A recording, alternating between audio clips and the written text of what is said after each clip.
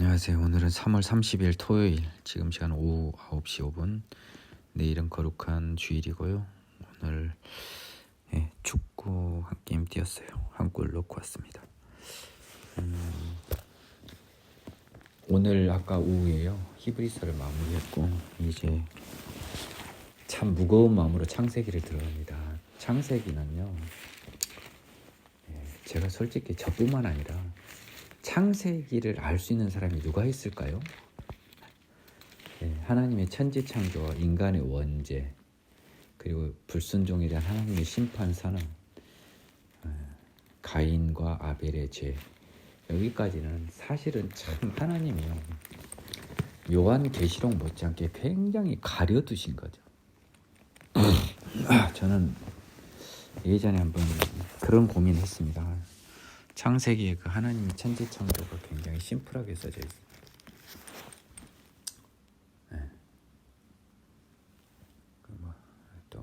말쟁이들 공룡도 없고 어쩌고저쩌고 이런 이야기. 한편 하나님의 천지창조에 관한 하나님의 지혜를 쓰면 창세기에 관해서 성경이 25조 페이지가 되지 않을까요? 2조 창세기의 모든 시작이 25조 페이지로도 부족할 거예요. 우리 인간을 알려줄 수도 없고요. 여러분이 하나님이라고 생각해 보세요. 여러분이 개미한테 1 더하기 1은 2를 한번 설명해 보실래요? 벌써부터 설명할 수가 없는 거잖아요. 굉장히 힘들겠죠? 하느님의 입장을 한번 생각해 보자는 겁니다. 그런데 다시금 이제 저는 어떡하든지 이 우주가 결국 하나님이 만드셨고요. 그리고 저는 더더욱이 지금 보이지 않는 세상도 분명히 하나님이 만드셨고, 그리고 저는 우리가 지금 이 생명의 그 유한한 생명으로 사는 이 지구는 로마서 그 후반부에 나왔던 모든 그 피조물이 지금 신음하면서요, 하나님의 아들들이 나타나서 피조물들도 자유에 이르기를 바란다는, 나는 바울의 그 고백하고 저는 굉장히 비슷한 마음을 원래부터 갖고 있었어요. 지금 우리 눈에 보이는 자연 질서는 온전한 하나님의 질서가 아니라고 생각하거든요. 저는 이걸 믿고 있습니다. 그러면 한번 생각을 해보십시오. 하나님은 천지 창조뿐만 아니라 천국도 설명해 주셔야 된 거 아니에요? 우리가 들어갈 천국은 안 만들으셨을까요? 그리고 하나님의 나라는 없을까요? 참 재밌어요. 상상을 해보면 이 창세기만큼 하나님이 우리 인간에게 뭘 던져주기에 굉장히 좀 부담스러운 것은 없을 것 같아요. 그러면 하나님은 우리한테 창세기를 통해서 던져줄 수 있는 것은 딱 2가지 테마입니다. 하나는 하나님이 만드셨다라고 하는, 창조하셨다고 하는 하나의 팩트하고요. 2번째로요, 인간이 하나님을 적대시한 원수가 되어버렸다. 하나님의 원수가 되어버렸다. 인간이 하나님의 대적하는 자가 되어버렸다. 하나님의 명령을 거역하여 하나님으로부터 멀어져 버렸다. 이 2가지 움직일 수 없는 사실이 창세기의 초반을 장식하고 있어요. 창세기를 뭐 하나만 해도 끝도 갓도 없고요. 제가 창세기 수업을 듣고 있지만 학자들의 또 그 현학적인 자세들 다 뻘짓이에요. 창세기 1장 1절을 우리가 고백할 수 있으면 되고요. 믿음으로, 성령으로. 제가 하나님께서 저에게 줬던 지혜를 한번 제가 소개해 드릴 건데요. 제가 하루는 어디 이제 차를 타고 가는데요, 새로운 도로를 개설하더라고요. 산을 깎았는데 나무만 보이던 산에 또 안에 황토흙이 잔뜩 들어있는 거예요. 흙이 절벽 같은데요. 저 많은 흙은 누가 만들었냐. 저 흙은 지금 극히 일부 중에 일부인데, 또 보이는 세상에는 극히 일부인데, 하나님의 능력은 도대체 얼마나 큰 것일까? 저희 집 옆에 양평 저희 집 옆에 있는 그 바위들만 봐도 저 바위 얼마나 무겁고 단단해요. 저 바위들은 언제 누가 저렇게 다 만들었을까? 스케일이나 능력이 어마어마하죠. 저는 그런 것들을 볼 때마다 큰 힘이 돼요. 우리 아버지의 능력이니까요. 이 천지창조를 하나님께서 창세기에서 열어주신 이 내용들을 우리 인간의 지혜로 깨달을 수 있을까요? 네, 결코 불가능하다고 봅니다. 그래서 창세기에 대해서 왈가왈부하고 있는 여러 사람들 여러 주장을 하는데, 저는 제가 창세기를 공부하고 배우고 그리고 깨우쳐주고 또 이 강의를 통해서 하나님 열어주신 범위 내에서 창세기를 읽고 설명드리고 이 창세기를 나아가랍니다. 아브라함이 오기 전까지는요, 사실은 하나님이 우리 인간한테 허락하지 않은 거예요. 아브라함 이전까지는요, 저는 맹세코 그 하나님의 지혜상은요, 아브라함 이전까지는요, 하나님이 우리 인간한테 비밀로 말, 너희들 말해도 모른다는 느낌이에요. 마치 종말에 대해서는 우리가 써놨잖아요. 근데 종말에 대해서는 겸손하게 모른다고 하죠. 일부 몰지각한 애들이 막 억지로 푸는 거 빼놓고는. 근데 창세기는요, 이미 지나갔으니까 아는 척 자꾸 끼어들려고 그러는데, 여러분, 종말보다 더 어려운 게 창세기예요. 창조예요. 그렇게 생각하지 않으세요? 여러분들에게 창세기 창조의 비밀을 하나님이 허락하실까요? 생각해보면 재밌습니다. 창세기 1장 1절로 이 거대한 하나님의 능력의 세계에 빠져드는 창세기에 들어갑니다. 하나 전제할 게 있습니다. 전능하신 하나님은요, 죽은 자를 살리시고 없는 것을 있는 것처럼 부르시는 하나님이라고 로마서에서 이야기하고 있어요. 없는 것을 있는 것으로 부르시는 하나님, 천지 창조입니다. 시작하겠습니다. 태초에 하나님이 천지를 창조하시느니라. 우리는 믿음으로 고백을 하는 거죠. Everything, 모든 것을 창조한다는 거죠. 단순히 천지가 아니라요. 땅이 혼돈하고 공허하며 흑암이 깊음 위에 있고요, 하나님의 영은 수면 위에 운행하시느니라. 자, 여기서 갑자기 또 제가 오늘 첫 강의인데요, 하나 쏙 들어왔습니다. 우리가 하나님이 지은 것 중에서요,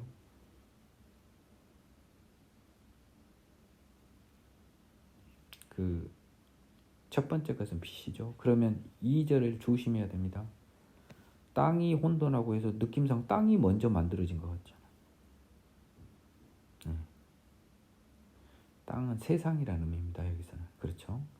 모든 세계가 질서가 없어요. 아무 질서도 없어요. 흑암이 깊음 위에 있고요, 하나님의 영은요, 수면 위에 운행하시니라. 하나도 모르겠어요. 이것을 혼란, 혼동 다 좋아요. 즉, 이 상태는요, 지금 1장 2절의 상태는 뭡니까? 아무것도 없고 하나님만 있다는 거죠. 수면 위에 운행한다 그래서 수면이 물이 만들어졌고 이런 관념이 아니에요. 지금 아무것도 없다는 거죠. 아무것도 없다는 겁니다. 오직 하나님의 영만 있는 거예요. 처음으로 하나님이 빛을 만드셨습니다. 하나님 이르시되 빛이 있으라 하시니 빛이 있었고, 빛이 하나님 보시기에 좋았더라. 하나님이 말씀으로 빛을 창조하십니다. 하나님이 최초로 창조한 빛이라고 하는 것이요, 겁나 의미가 커요. 여러분, 물리학적으로 빛은요, 속도가요 일정합니다. 빛의 속도에 맞춰서 나머지가 변하는 거예요. 속도, 거리, 시간 했을 때요, 빛의 속도 때문에요, 속력 곱하기 시간은 거리가 되잖아요. 빛의 속력은 일정해요. 거리도 일정합니다. 그러면 뭐가 바뀌어야 되나요? 시간이 바뀌어야 되죠. 빛이 일정하려면 거리에 따라서, 속도에 따라서 이게 다 변해야 돼요. 종속 변수가 돼버려요. 절대적인 빛을 하나님이 제일 먼저 창조하셨다. 저는 창조에서는요, 이것만 보면 되는 것 같아요. 하나님은 빛을 만드셨다. 빛과 어둠을 나눠서요. 빛과 어둠을 나누다는 건 뭘까요? 빛이 영인 것이 어둠이잖아요. 예. 빛이 없는 게 어둠이잖아요. 어둠은 창조된 게 아니죠. 그렇다. 그렇죠? 예. 빛이 없는 것이 어둠이잖아요. 빛을 낮이라 부르시고요. 하나님이 어둠을 밤이라 부르셨어요. 자, 지금 해가 달이 없는데요. 빛을 낮이라, 빛이 없는 것을 밤이라. 우리가 생각하는 낮과 밤하고는 다를 것 같이 느껴지지 않나요? 저는 그렇게 느껴집니다. 우리가 생각하는 낮과 밤은 달라요. 이 낮과 밤이. 예. 그리고 지금 이게요, 어떤 하루라고 저녁이 되고 아침이 되니 첫째 날이라고 하는 건데요. 이 하루라고 하는 첫째 날의 개념은 우리가 아는 원데이하고는 굉장히 거리가 있어 보이는 느낌이에요. 어차피 하느님만의 시간, 여기는 인간이 없기 때문에 이 시간은 우리가 터치를 못하는 시간이에요. 하나님은요, 하루가 천년과 천년이 하루 같은 하나님인데, 예. 그렇기 때문에 굉장히 어려운 부분이에요. 창세기에서. 자, 여하튼 빛만 만들었습니다. 하나님이 이르시되요, 물 가운데에 궁창이 있어 물과 물로 나뉘라 하시고, 궁창을 만드사 궁창 아래의 물과 궁창 위의 물로 나뉘게 하시니 그대로 되니라. 하나님이 궁창을 하늘이라 부르시니 저녁이 되고 지나 저녁이 되고 아침이 되니 둘째 날이라. 창세기는요, 개념적으로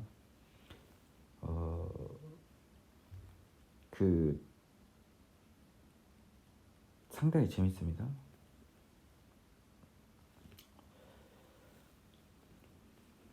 다시 한번 또 제가 또 공부한 이기보다 또 눈에 띄었는데요. 자, 하느님 봐보세요. 물 가운데 궁창을 만드셨지만 물은 언제 만드셨어요? 그러면 이런 또 의문이 든단 말이에요. 그리고요, 9절 보면요, 땅은 또 언제 만들었어요? 그러니까 이렇게 말하면 끝도 없다는 거예요. 그러니까 하느님이 우리한테 알려준 대로 너희들은 이것만 알고 있어라 하는 대로만 알면 되는 거예요. 그렇잖아요. 물은 언제 만들었어요? 그러면 물은 만든 이야기를 안 나와요. 근데 뭐라고 하십니까? 지금 이 세상에는요, 다 땅하고 물로만 됐었나 봐요. 왜냐하면 9절에서 물이 지난 곳에 묻이 드러나거든요. 땅이 이미 만들어졌어요. 그렇다면 1장 2절에서 보면요, 땅하고 물은 이미 만들어진 거예요. 다시 보면. 그렇잖아요. 땅이 혼돈하고. 이제 다시 봅니다. 하나님의 영은 수면 위에, 여기 물의 개념 아닙니까? 그래서 땅과 물은 이미 만들어졌어요. 그렇잖아요. 그렇네요. 제가 봤을 때는 한번 창세기 학자들 한번 유심히 보세요. 땅하고 물은 이미 만들어졌어요. 그래서 굉장히 중요한 요소인 땅과 물이 만들어진 것을 하나님이 설명을 안 하고 계세요. 제가 좀 처음 봅니다. 여러분들도 한번 고민해보세요. 근데 창세기는 설명을 하려고 하지 마세요. 하나님이 알려준 것만 보면 돼요. 예, 물이요, 딱 하나로 뭉쳐져 있었던 거예요. 물로만. 그 사이에 뻥 뚫어서요, 아랫물과 윗물로 나는 하늘을 만드셨어요. 궁창. 그래서요, 궁창을 하늘이라고 부르십니다. 물은 이미 만들어졌네요. 의문을 가져보시라고요. 그러니까 1장 2절에 물과 땅이 이미 만들어졌어요. 둘째 날입니다. 하나님이 있을 때 천하의 물이 한 곳으로 모이고 묻이 드러나라 하시니, 이건 또 뭡니까? 궁창 아래의 물이겠죠. 그렇잖아요. 묻이 드러나야 되니까. 궁창 위의 물은 지금 어떻게 할 수 없잖아요. 그래서 궁창 아래 물을 한 곳으로 모이고 묻이 드러나게 하시니 그대로 되냐. 묻을 땅이라 부르시니 모인 물을 바다라 부르시다. 땅과 물은요, 이미 빛보다 먼저 있었던 것처럼 됐잖아요. 근데 이 시간관념이 우리하고 하나님 시간하고는요, 종말과 창조에서는 따로 놀아요. 여러분, 요것을 알아야 돼요. 우리가 종말과 창조를 알고자 하는 것은 선악과를 따먹는 거하고 비슷한 느낌이 여러분 들어요. 하나님이 알려주신 것만 알아야겠다라고 하는 거죠. 하나님이 우리를 만드셨고 모든 것을 지으셨으며 우리는 하나님의 피조물인데 우리의 죄로 말미암아 하나님과 멀어졌다. 이 이상을 창세기에서 아브라함 전까지는 배울 게 1도 없는 거예요. 시골에서 야채 파는 할머니가 이것만 알아도 그분은 창세기를 다 아는 거예요. 하나님이 물을 한 곳으로 모았어요. 묻힐 땅 물을 받아라. 모임물을 받아라. 하나님이 보시기에 좋았더라. 지금 빛은 하나님이 보시기에 좋았다라고 돼 있어요. 궁창을 하늘이라고 그러는데 희한하게 또 궁창에 대해서는 또 뭐 특별히 하나님이 좋았단 말이 없어요. 뭐 이거 가지고 따지는 사람도 있는데 십자가에 대해서는 땅과 바다를 만들고는 하나님이 참 좋았다. 그리고 하나님이 땅은 풀과 씨 맺는 채소와 각기 종류대로 씨 가진 열매 맺는 나무를 내라 하시니 그대로 돼요. 땅이 풀과 각기 종류대로 씨 맺는 채소와 각기 종류대로 씨 가진 열매 맺는 나무를 내니 하나님의 보시기에 좋았더라. 저녁이 되고 아침이 되니는 셋째 날이라. 저는 이 표현이요 굉장히 마음에 들었어요. 어떻게 다인의 진화론을 염두에 뒀듯이 땅이요 풀과 각기 종류대로요. 종류대로의 의미가 있고요. 씨 맺는 채소와 각기 종류대로 또 씨 가진 열매 맺는 나무. 풀은 비록 씨가 있지만 우린 관심이 없잖아요. 그건 우리 인간에 도움이 안 되는 거니까. 근데 채소와 나무는 우리한테 도움이 되는 거잖아요.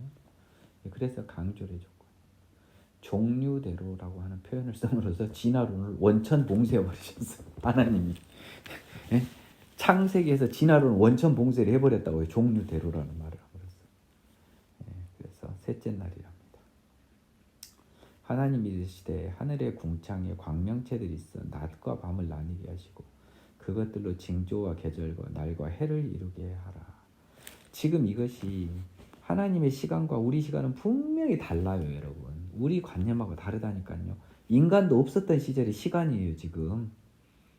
자, 이것을 겸손하게 인정하면서 이 시간을 반드시 순서적 개념으로만 너무 치중하지 말라. 그리고 그게 하루라고 너무 단정하지 말라.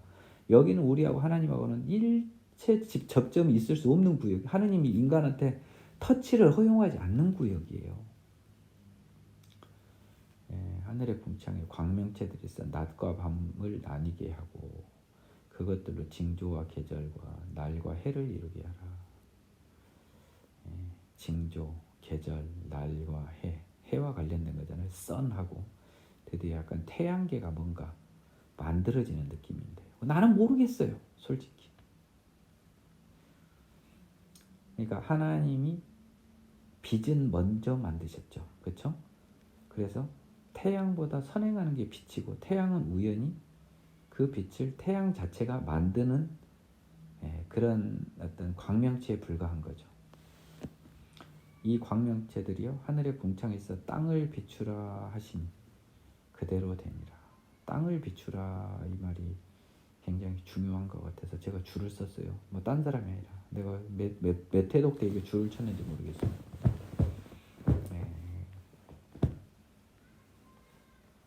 하느님이 두 큰 광명체를 만드셔서 큰 광명체로 낮을 주관하게 하시고 작은 광명체로 밤을 주관하게 하시며 또 별들을 만드시고 해와 달, 별을 만드시고요.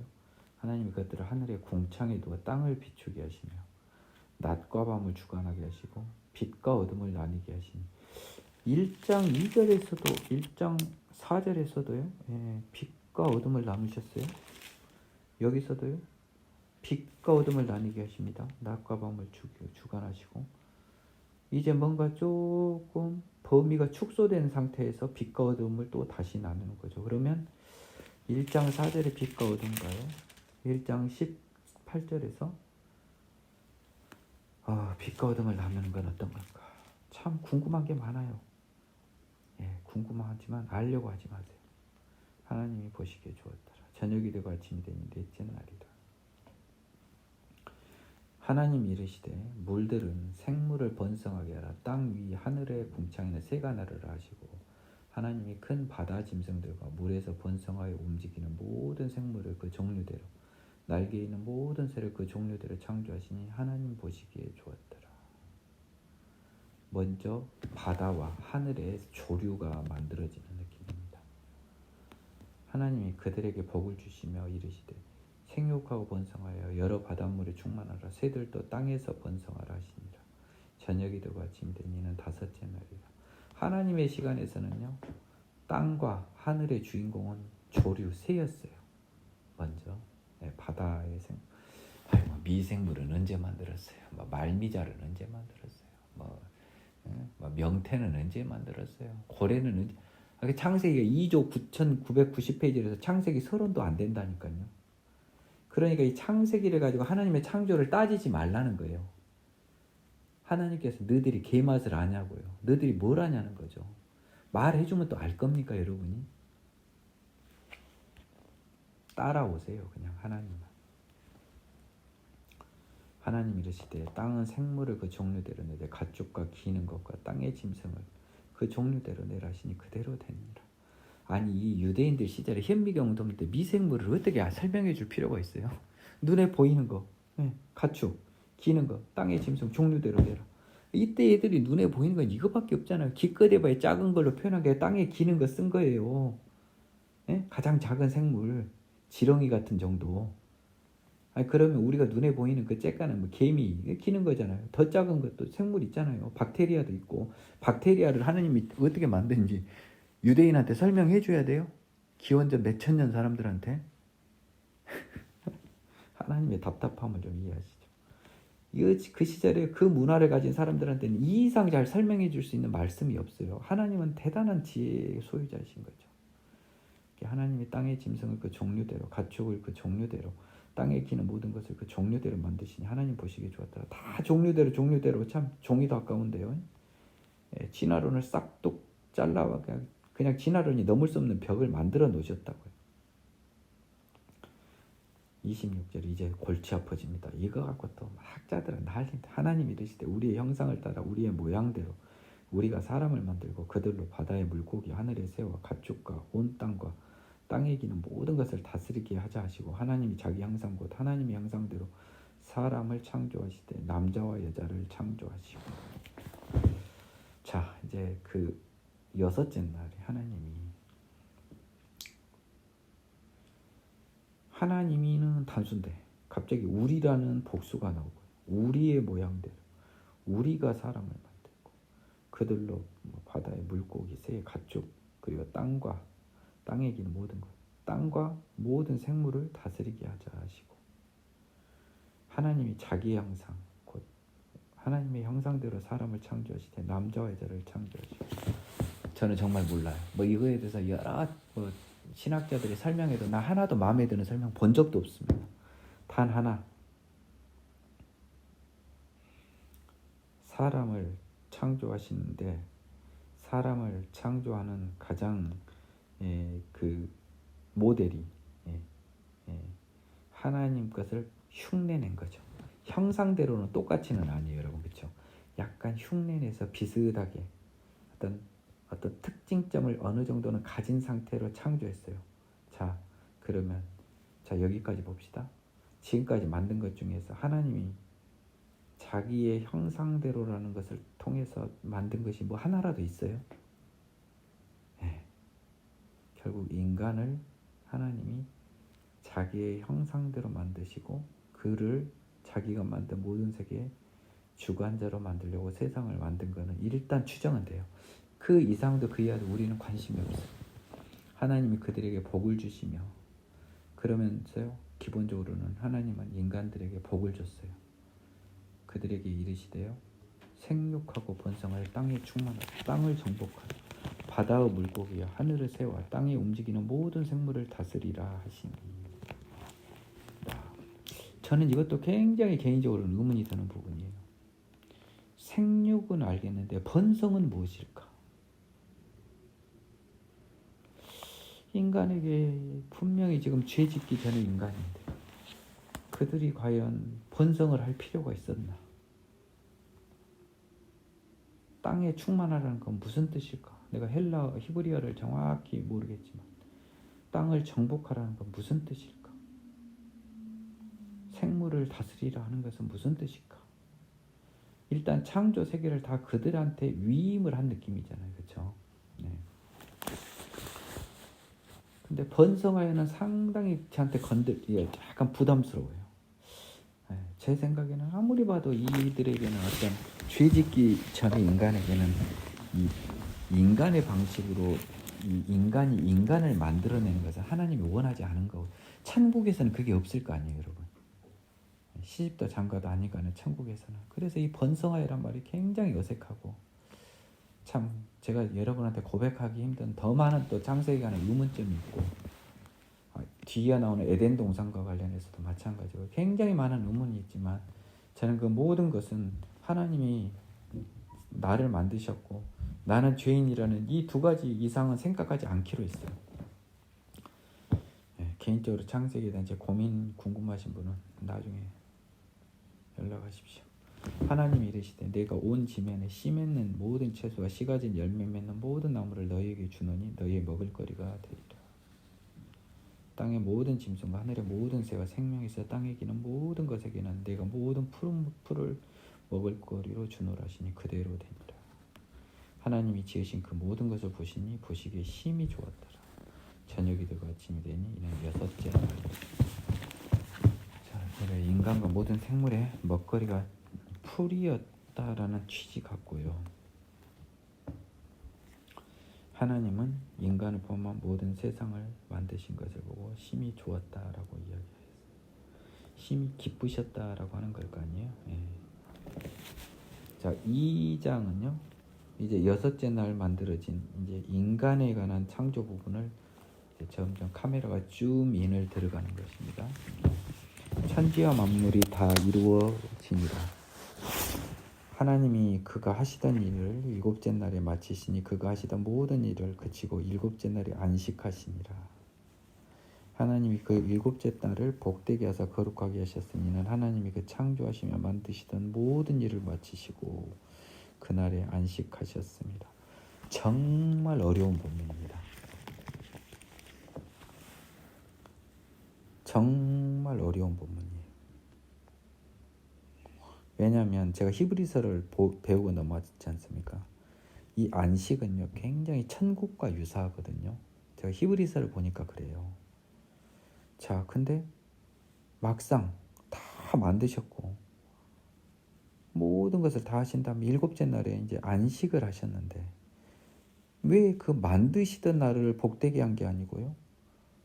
이 안식한 날을 복되게 하사 거룩하게 하셨어요.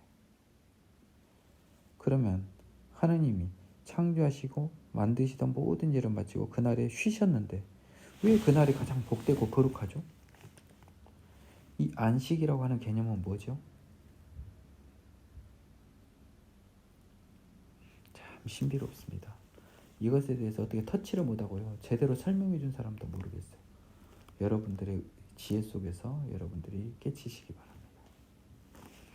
에덴 동산 점점 더 어려워요. 이제 창세기 초반 부분은요, 하느님이 이 종말과 마찬가지로요, 굉장히 비밀에 많이 묻혀두고요. 이거를 겸허하게 인정할 수 있어야 돼요. 제가 마태복음에서 종말을 터치를 안 한 것이 어떻게 보면 그게 옳은 태도일 수도 있다는 생각이 들어요. 에덴 동산, 이것이 천지가 창조될 때 하늘과 땅의 내력이니 여호와 하나님이 땅과 하늘을 만드시던 날에 여호와 하나님이 땅에 비를 내리지 아니하셨고 땅을 갈 사람도 없었으므로 들에는 초목이 아직 없었고 밭에는 채소가 나지 아니했으며 안개만 땅에서 올라 지면을 적셨더라. 자, 6절까지 보고요. 천지가 창조될 때 하늘과 땅의 내력이 되는데요. 하나님이 땅과 하늘을 만드시던 날에라고 해놓고요. 하늘은 하나님이 둘째 날 만드셨대요. 땅은 언제 만드셨어요? 안 나왔어요. 사실은 그냥 물이 빠져서 나온 게 땅인데 만들어졌으니까 물이 빠지니까 왔을 거 아니에요. 근데 그러면 1장 2절이란 말이에요. 땅이 이미 나왔단 말이에요. 물과 땅이. 어떻게 보면요, 물과 땅이 가장 베이스예요. 빛보다 먼저. 사실은 그렇지 않나요? 시간적으로. 자, 이게 재밌게 생각해 보라는 거예요. 여기다 시간 쓸 시간 없고 이걸 알겠어요. 제가 여러분들 알겠어요. 참 가소로운 인간들의 어이없는 행동들이에요. 근데 한번 보시자고요. 하나님의 말씀이니까 하나님이 가장 쉽게 이보다 더 쉬울 수 없게 설명해 준 게 성경이에요. 하나님이 땅과 하늘을 만드시던 날에 하나님이 땅에 비를 내리지 아니하셨고 땅을 갈 사람도 없었어요. 아직 들에는 초목이 아직 없었고 밭에 채소도 나지 아니하였습니다. 안개만 땅에 올라 지면을 적셨더라. 이거는요 마치 1장 2절 느낌하고 굉장히 유사해요. 근데 갑자기요 붕 건너뛰어서 6일째 만든 인간 창조로 갑자기 붕 건너뜁니다. 그래서 하나님이 땅의 흙으로요 사람을 지으시고 생기를 그 코에 불어넣으신 사람이 생명이 됩니다. 지금 이때 아담이 지금 우리가 같다고도 보기가 어려워요. 사실 제 신앙적 고백으로는 뭔가 좀 차이가 있죠. 우리는 지금 하나님을 모르는 영을 잃어버린 존재지 않습니까? 그렇기 때문에 비록 흙으로 만들었지만 생명이 들어간 아담이 어떤 모습일까는 저는 잘 몰라요. 우리랑은 다를 것 같아요. 여호와 하나님이 동방 에덴의 동산을 창설하시고 그 지으신 사람을 거기 두시니라. 드디어 에덴 동산을 만드셨고요. 사람을 거기에 두셨습니다. 자, 문제는 이 에덴 동산이 창세기에서 가장 큰 문제예요. 내가 봤을 때는. 천지 창조에 우리가 뭐 설명해줘도 아무것도 몰라요. 그 이상 어떻게 설명해 줍니까? 근데 동산을 만드셨고 사람을 거기에 두셨어요. 여호와 하나님이 그 땅에서 보기 아름답고 먹기 좋은 나무가 나게 하시니 동산 가운데는 생명나무와 선악을 알게 하는 나무도 있더라. 나무가 있었어요. 강이 또 에덴에서 흘러나와요. 저는 이 창세기의 이 네 강, 특히 히데겔은 이 다니엘서를 보면 티그리스 강 느낌이 나고요. 유브라데 강은 현재는 유브라데 동명인 강이란 말입니다. 유대인들이 알고 있는 그 유브라데 강이란 말입니다. 에덴 동산이 지구상에 있었다고 의심하게 되잖아요. 추측하게 되잖아요. 동방에 있고 하니까 에덴에서 흘러나와 동산을 적시고 거기로부터 갈라져 내 근원이 됐대요. 그러면서 그 강을 소개합니다. 첫째 이름은 비손이라 뭐 그렇다 치고요. 금이 있는 하일라 온 땅을 둘렀으면 그 땅에 그럼 순금이요 그곳에는 베델리엄과 호마노도 있었으며 둘째 강 이름은 기혼이라 구스 온 땅을 둘렀고 셋째 강 이름은 히데겔이라 아수르 동쪽으로 흘렀으며 넷째 강은 유브라데라. 이제 저는 여기서부터 이제 헷갈린 거예요. 자, 봐보세요. 에덴 동산은 하나님이 죄를 짓기 전에 인간이 있었던 하나님이 주신 인간의 땅입니다. 지금 이 우리 지구하고 같을까요? 지금 우리가 생각하는 봄, 여름, 가을, 겨울이 있는 이 지구하고 같을까요? 첫 번째.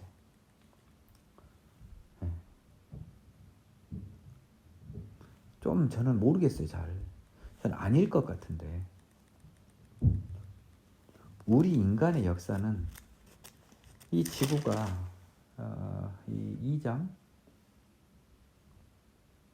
그 2장이 아니라 3장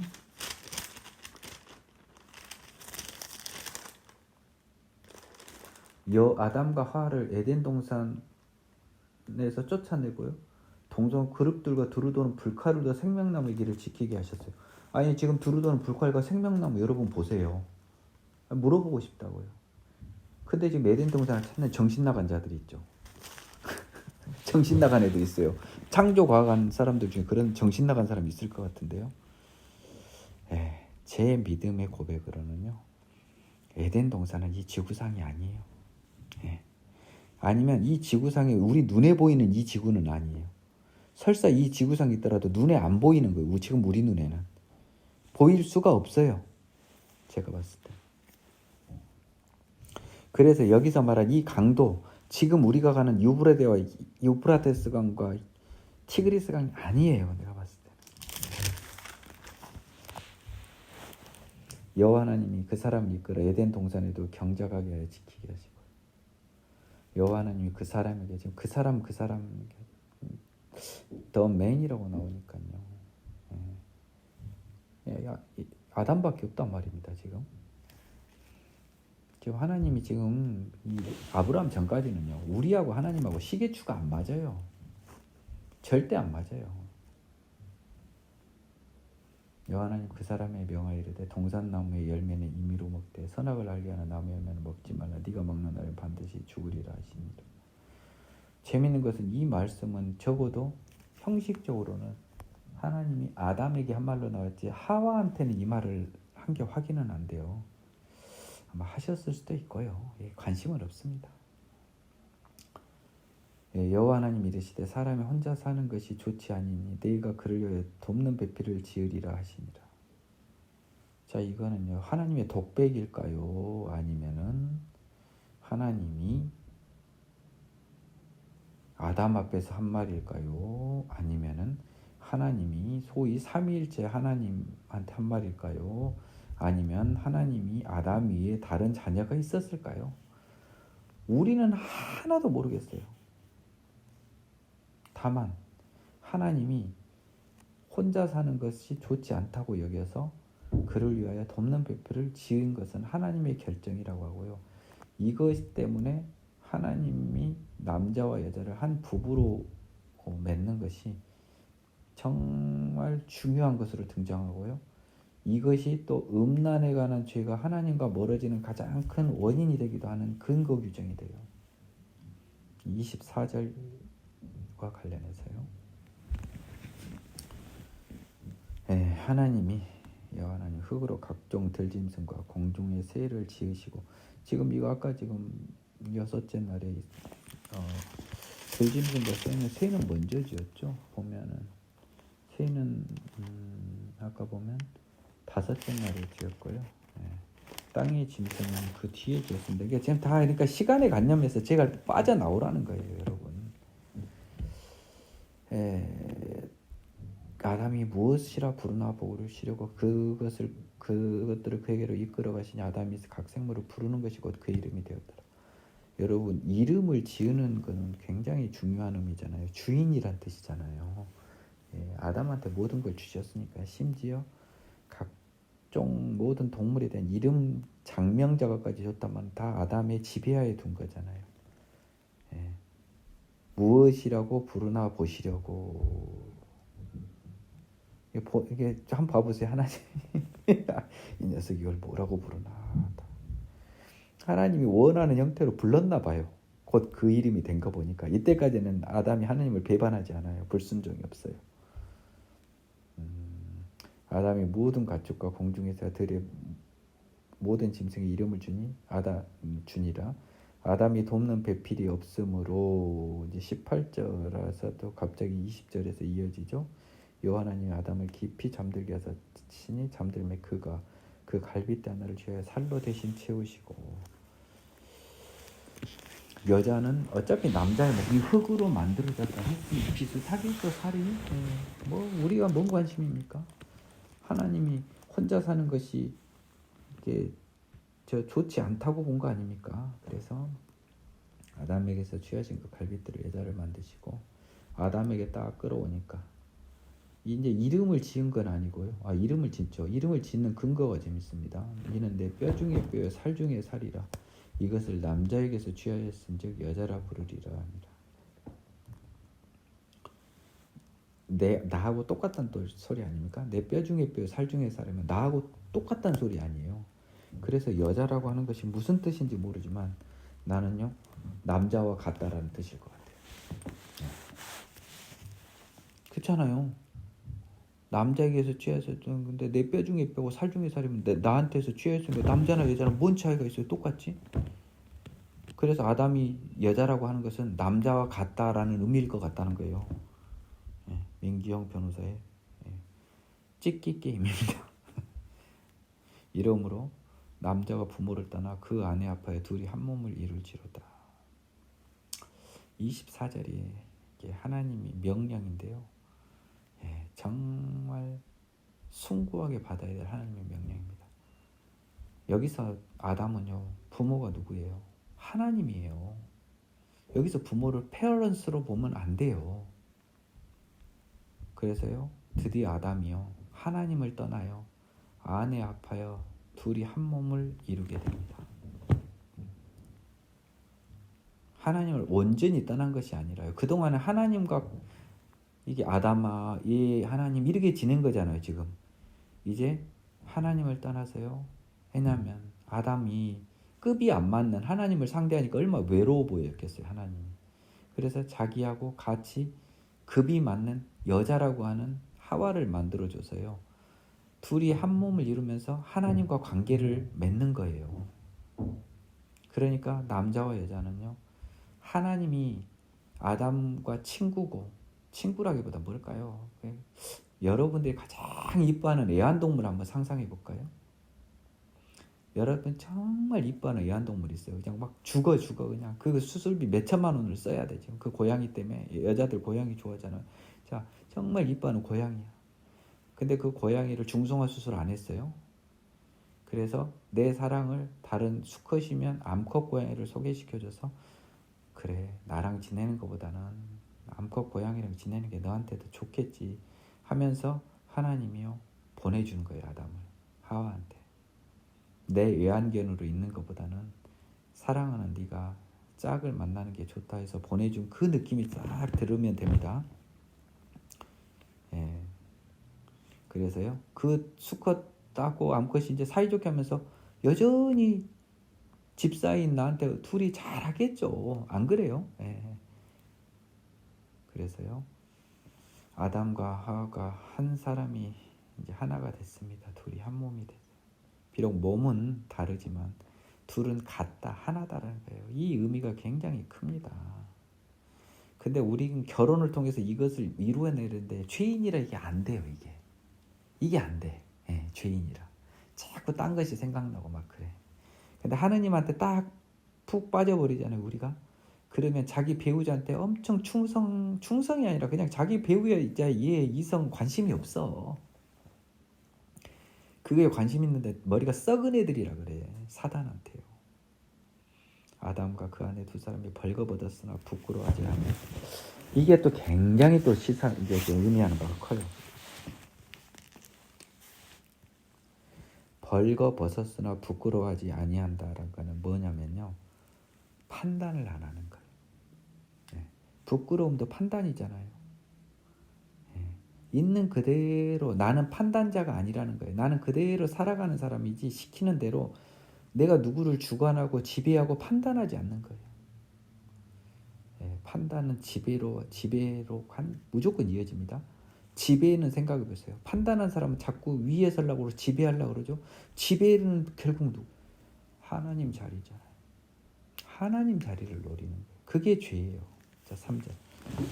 그런데 뱀은 뱀은 여호와 하나님이 지으신 들짐승 중 가장 강교하니라. 뱀이 여자에게 물어 이르되 하나님이 참으로 너에게 동산 모든 나무의 열매를 먹지 말라 하시더냐.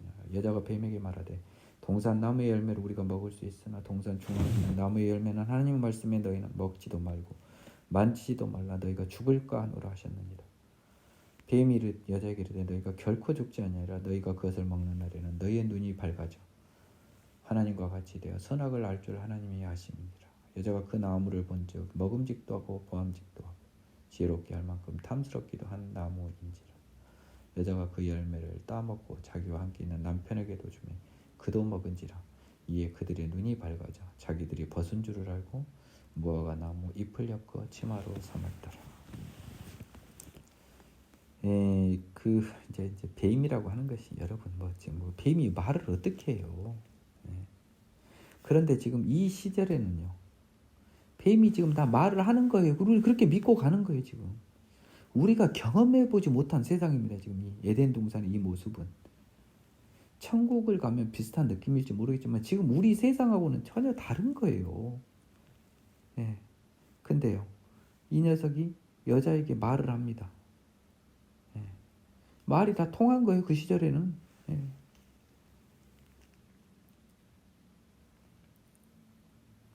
근데 하나님이 말씀하셨죠. 이때까지는 뱀도요. 풀을 먹었잖아요. 아까 인간도 풀을 먹고 뱀하고 인간이 싸울 일이 있어요? 없어요? 없어요. 1장에서 나왔잖아요. 야, 모든 나무 열매를 먹지 말라 하더냐. 그러니까 아니 우리가 먹을 먹을 수는 있는데요. 중앙에 있는 나무 열매는 먹지도 말고 만지지도 말고 죽을까 하노라. 살짝 변경됐다고 뭐 신학자들이 막 이야기해요. 그래서 뱀이 여자에게는 안 죽는다. 그 먹는 날에는 너희 눈이 밝아져 하나님과 같이 돼 선악을 알 줄 하나님이 아십니다.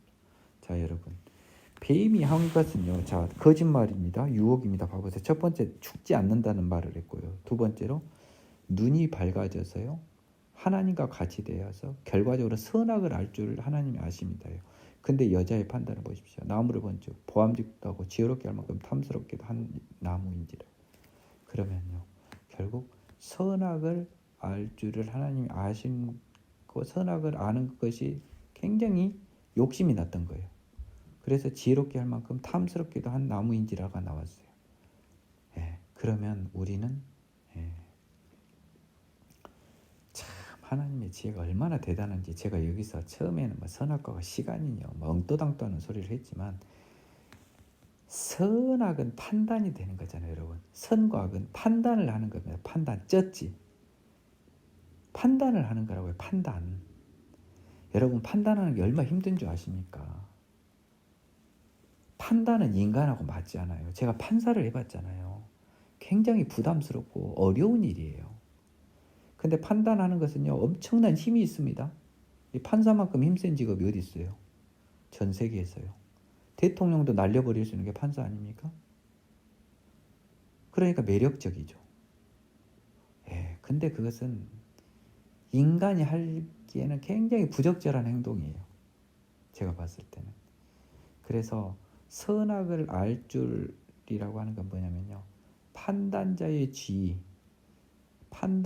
지위를 노리는 사람들이 되는 거예요. 선악을 알면, 선과 악을 알면, 내가 알면요, 판단을 할 수 있을 거 아닙니까? 정죄를 할 수 있을 거 아니에요. 선악을 아는데 정죄로 바로 이어진다. 선악을 알면. 그럼 나는 판단의 주체가 돼버리는 거죠.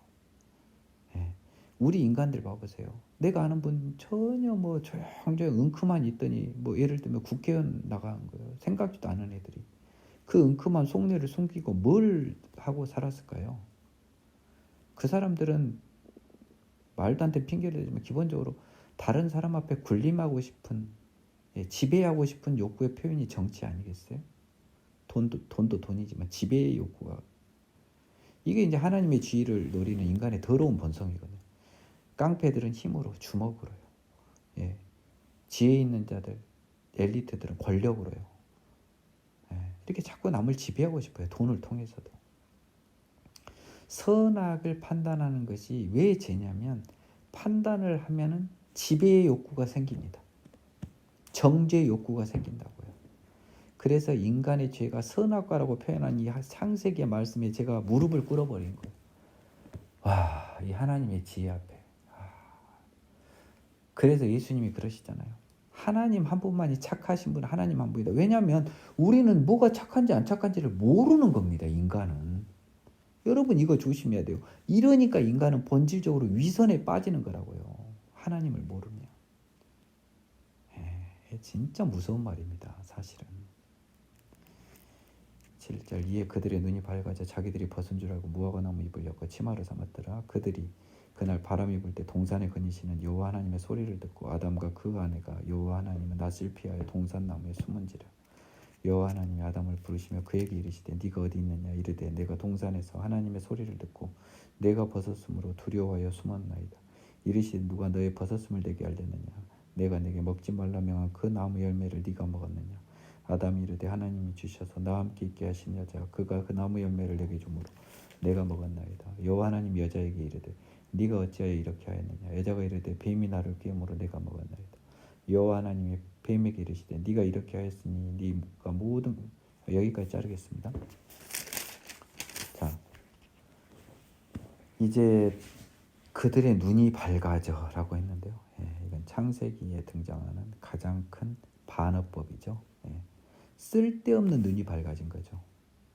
이제 선악을 보는 눈이 생긴 거예요. 그건 뭐냐? 봐서는 안 된 걸 보는 눈이 밝아진 겁니다. 봐서는 안 되는 거예요.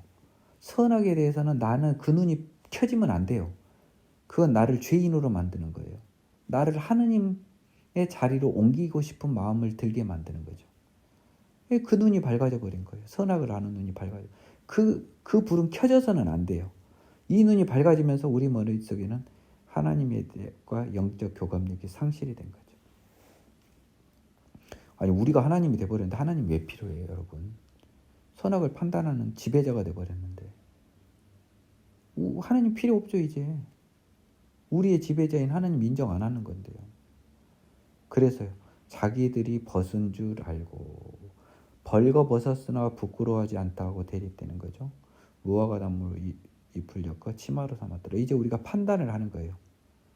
예, 벗은 것은 부끄럽다라고 판단한 거죠. 자, 25절이 그만큼 무서운 말이에요. 2장 25절. 부끄러워하지 아니하니라라는 거 뭐예요?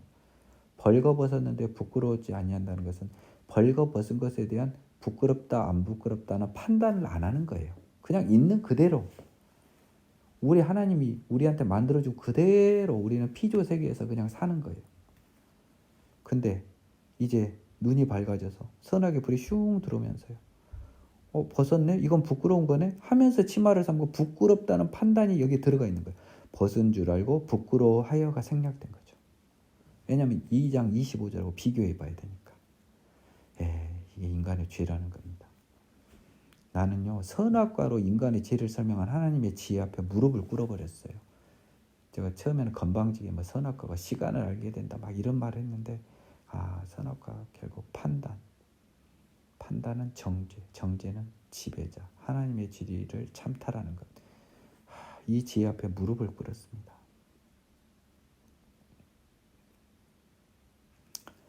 예, 그들이요, 바람 불 때요, 여호와 소리를 듣고요, 아담이요, 그 아내가요, 피하여 숨은 거예요.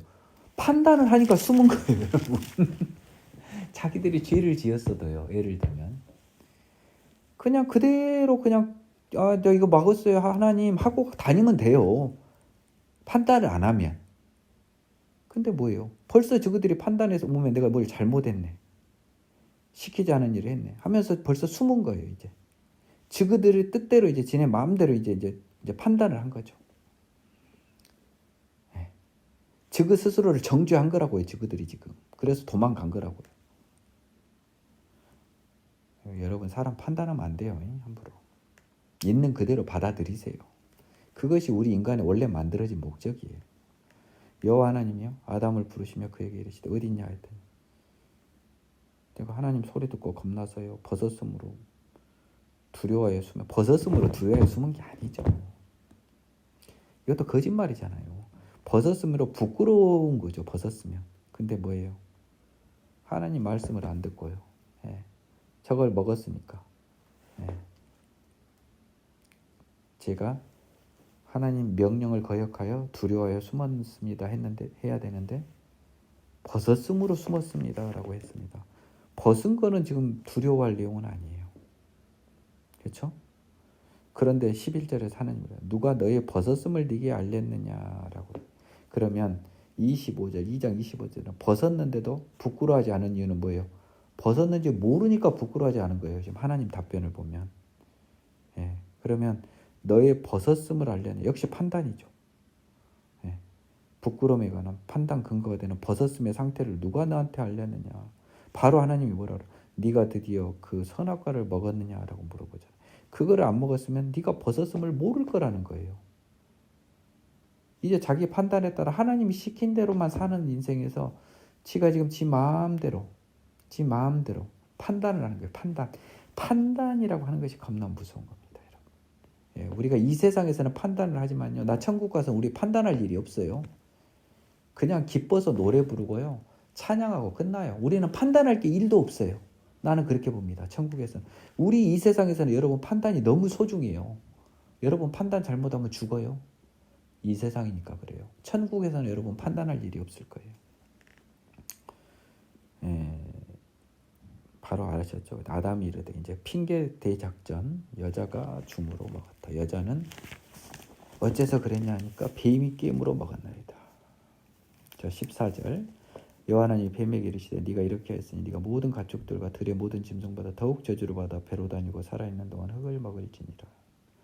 내가 너로 여자 원수 되게 하고 네 후손도 여자 후손과 원수 되게 하리니 여자 후손은 네 머리를 상하게 할 것이요 너는 그의 발꿈치를 상하게 할 것이니라 하시고 또 여자에게 이르시되 내가 네게 임신하는 고통을 크게 더하리니 네가 수고하고 자식을 낳을 것이며 너는 남편을 원하고 남편은 너를 다스릴 것이니라 하시고 아담에게 이르시되 네가 네 아내의 말을 듣고 내가 네게 먹지 말라 나무의 열매를 먹었은즉 땅은 너로 말미암아 저주를 받고 너는 네 평생에 수고하여 그 소산을 먹으리라. 땅이 내게 가시덤불과 엉겅퀴를 낼 것이라. 네가 먹을 것은 밭의 채소인즉 네가 흙으로 돌아갈 때까지 얼굴에 땀을 흘려야 먹을 것이리. 네가 그것에서 취함을 입었음이라. 너는 흙이니 흙으로 돌아갈 것이니라 하시니라. 아담이 그 아내 이름을 하와라 불렀으니 그는 모든 산자의 어머니가 됨이더라. 여호와 하나님이 아담과 그 아내를 위하여 가죽옷을 지어 입히시라. 자 이제 뱀, 꾀임에 있는 사단이죠. 결국 인간을 죄의 덫에 빠뜨린 사단에게 너는 뭡니까? 저주를 선포한 거잖아요. 지금 뱀의 그 움직임, 생물인 뱀의 움직임을 비유해서요. 그렇게 굉장히 괴로운 형태로 살아가고 네가 살아있는 동안 흙을 먹을지니라. 이 흙이 결국 이제 인간을 흙으로 만들었잖아요. 그래서 죄인인 인간을 먹을지니라라고 생명이 없는 흙, 인간의 몸을 먹을지라. 뭐 이렇게 봅니다. 또 내가 너로 여자와 원수가 되게 하고 사실 왜 여자와 원수가 돼요? 원죄는 여자가 진 거예요. 사실은 그렇잖아요. 여자가 먹었잖아요. 일단은 하와가. 그래서 하나님은요. 여자와 사단이 원수가 되게 하고 내 후손도 여자 후손과 원수가 되게 하리니 그래서요 여자의 후손은 네 머리를 상하게 할 것이요 너는 그 발꿈치를 상하게 할. 이건 뭐 예수님의 십자가, 사단의 죽음, 멸망을 이야기한다는데 저 말고 다른 사람한테 많이 들으셨겠죠. 이것도 뭐 건방진 소리예요. 솔직히 이게 원시 복음이라고 합니다. 이 원시 복음이라고 해요. 그것이. 약간 그럴싸하긴 하죠. 여자의 후손 예수. 예수는 그 요셉은 아무 상관없어요. 예수의 아버지가 요셉입니까? 아니죠. 그냥 양아버지 느낌처럼 그냥 아무 생물학적 인과관계도 없었어요. 마리아의 몸만 빌려서 성령으로 태어나신 거 아닙니까? 그래서 여자의 후손이라고 한 예수가 사단의 머리를 상하게 할 것이요. 뱀은 머리만 깨지면 죽잖아요. 그렇죠? 꼴랑지 잘라봐야 소용없어요. 머리를 깨버려야 돼요. 너는 그의 발꿈치, 여자 후손의 발꿈치, 이게 십자가 죽음을 상해서 이게 원시 복음 최초에 나온 복음의 선포다고 해요. 나는 이렇게 큰 의미를 안 둡니다.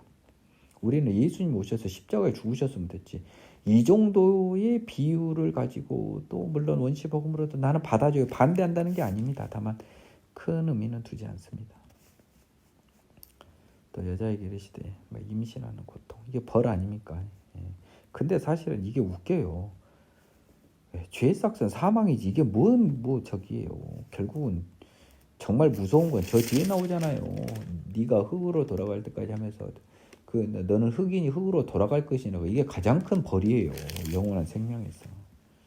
근데 죽기 전에도 살아있는 동안에도 벌인 거죠. 죽어서는 지옥으로 돌아가고 흙으로 가고 죽고 지옥 가는지 천국 가는지 모르지만 일단 죽고 일단 죽음이란 걸 알게 된 거죠. 지옥 천국은 아직 개념화되기 어려운 걸 것 같아요. 그래서 여자는 살아서는 임신하는 고통하고 남편을 원하고 남편은 다스릴 것이라. 여자에게 이만 버리고요. 남자에게는요. 땅이 이제는 가만히 있어서 먹어도 되는데 이제 너는 이제 땀을 흘려야 되는 이 고된 벌을 받는 거죠. 살아있는 동안. 땅이 저주를 받아 가시덤과 엉겅퀴를 네가 밭에 채소 먹으러 할 때까지 그냥 공짜로 못 먹는다. 땀을 흘려야 된다.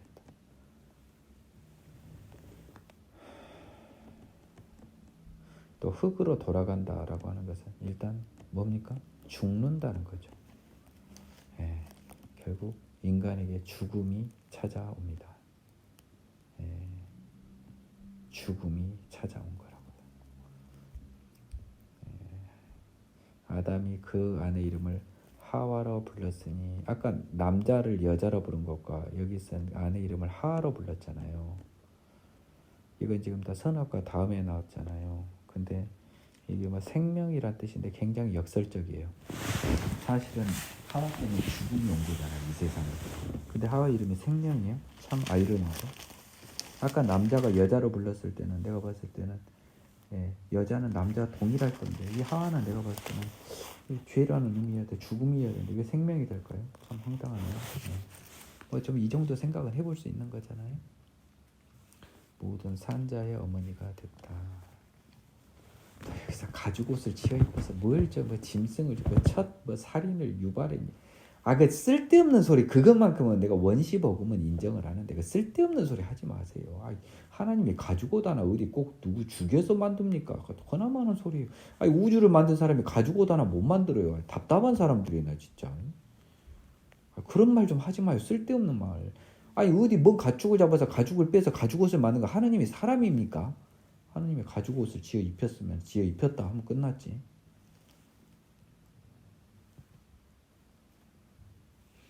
자, 아담과 하와를 쫓아내시다. 이 제사에 대해서 오해를 해서 헛소리를 자꾸 하는 거예요.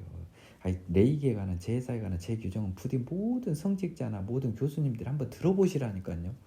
제사를 좀 정확히 좀 이해를 해보세요. 번제라고 하는 것은 제사가 예물이에요. 속죄하고 아무 상관이 없다고요. 근데 이 번제밖에 안 나온 이 초창기 제사에 뭔 제사 그렇게 참 답답해서 더 이상 이야기 안 하겠습니다. 아담과 하와를 내쫓다.